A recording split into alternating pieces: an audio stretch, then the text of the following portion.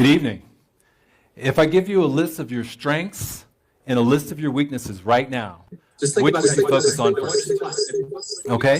Just think about that question. And I want you to clap. If you focus on your weaknesses first, go ahead and clap. All right, if you focus on your strengths first, go ahead and clap. All right, if you focus on your strengths first, go ahead and clap. All right, if you focus on your strengths first, go ahead and clap.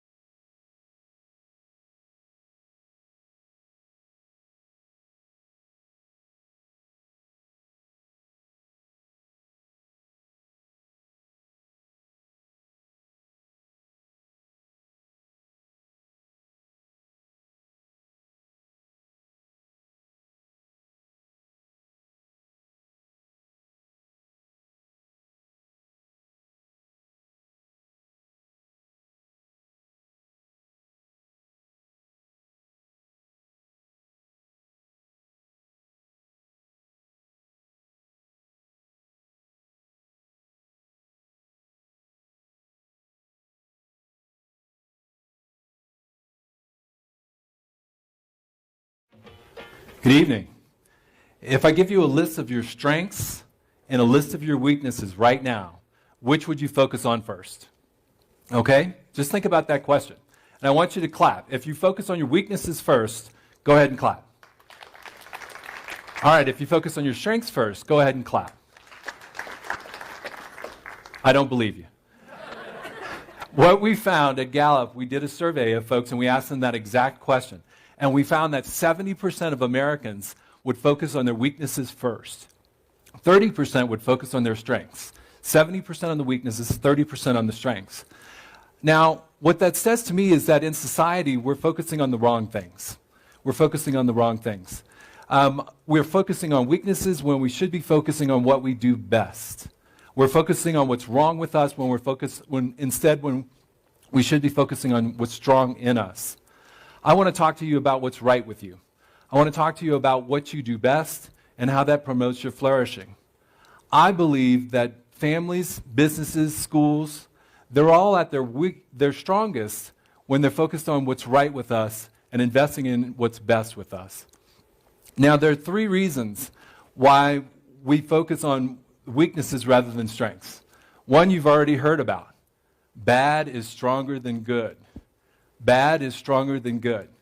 As a positive psychologist, it pains me to say that. Bad is stronger than good, but it's true. In fact, what we found out through psychological studies and behavioral economics is that negative information, negative behavior, negative emotions have a deeper effect than positive information, positive behaviors, and positive emotions. So, if you lose $100, you're more devastated than if you find $100. If you have sadness, that trumps joy. And if you experience someone who smirks at you, that's more powerful than a smile. You also, if you have a bad flight, that's better fodder for a conversation than if you have a great one. And weaknesses are more salient than strengths. The second reason that we are so fixated on weaknesses is that we have been educated out of focusing on our strengths by our parents and our teachers, by us. We've been educated out of focusing on what's right with us. Now, let me give you another question to prove this point. All right, so imagine that you're a kid again, okay? And you bring these grades home. Ready? 2 A's, a B, a C, and a low grade such as a D or an F. Are you getting a little nervous now? All right. What would your parents focus on first? I heard one, definitely the A's, and the rest of the F's. All right. 77% of caring American parents said they would focus on the F's, the D or the F first. And only 7% of American parents said they would focus on the A's first. Now, let me give you some more data. We just polled about 1 million students last year, asking them to what extent do you get to do what you do best every day at school. 34% of 5th graders gave a strongly agree to that item, that they got to do what they do best every day at school. Only 17% of 10th graders gave a strongly agree to that item. With each passing year at school, you're less likely to get to do what you do best every day. Now, what I think is that as teachers and parents, we're too focused on remediation and prevention and not focused enough on excellence and promotion. Now, there's a third reason that we are hyper-focused, fixated, and obsessed with weakness. And that's because we are concerned that we're going to get too big of an ego by focusing on our strengths. Fortunately, we have middle school, high school cheerleaders and bosses to keep us focused on our weaknesses. So that will never truly happen. Now, I talk about strengths. I want to tell you a little bit about my strengths journey. When I was a little kid, I thought I had 2 superpowers. One was the power to climb walls like Spider-Man. Now, I was 7 years old. Spider-Man was on TV in a live-action series. And every week I'd watch Spider-Man, and every morning after I'd watch Spider-Man, I'd stand in the bathroom, I'd lock the door, stand in the bathroom, run and jump against the tile wall, and flap and flail and try to climb the tile wall like Spider-Man. It never happened. It never happened. I never got to the ceiling. Now, I tried year after year, and I got a little higher. Little did I realize I was getting a little taller. But I tried year after year, and I never could climb the wall like Spider-Man. So eventually I gave up on that superpower. But I had another superpower. And that superpower was mental time travel. I could time travel. So when I was a little kid, me and my friends, I would think about us being bigger kids. And I would think about us riding bigger bikes. And I'd think about us playing baseball and t-ball instead of t-ball. And I'd think about us talking to girls. And then as I got older, time travel stayed with me, and I thought about driving to school, and I thought about playing on bigger fields, and I thought about kissing girls. This time travel thing was awesome. And as I would time travel, I would develop these memories of the future that would help me become a better big kid. And those memories served me well time and time again. Now, of course, we can all time travel. We all have an imagination that sets us apart from other creatures. And that imagination has served me well throughout my life, and it has served you well throughout your life. But for me, that was a strength. And it's one I'll talk about more. But first,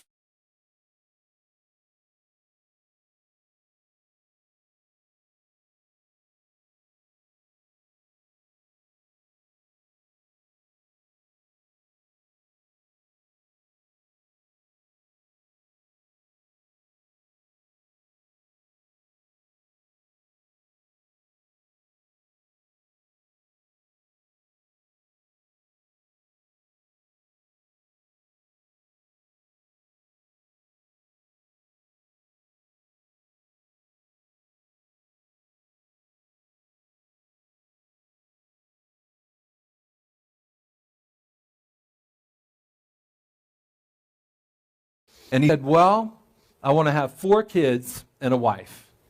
And he's an only child, so I can understand he wanted more friends around, and so he'll have them when he has.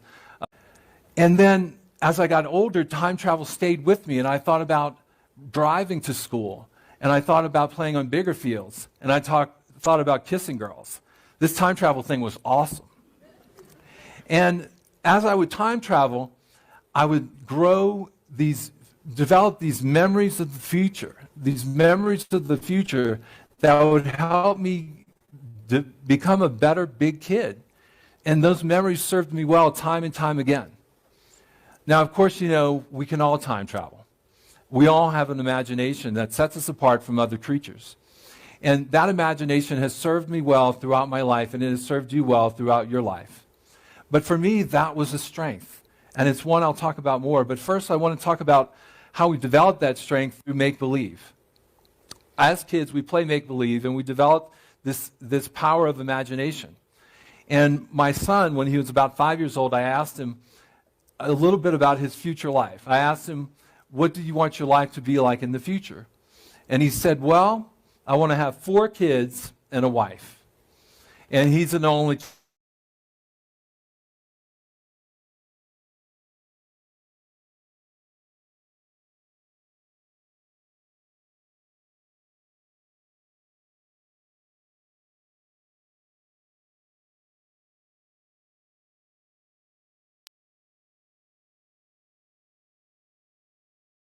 have dark hair.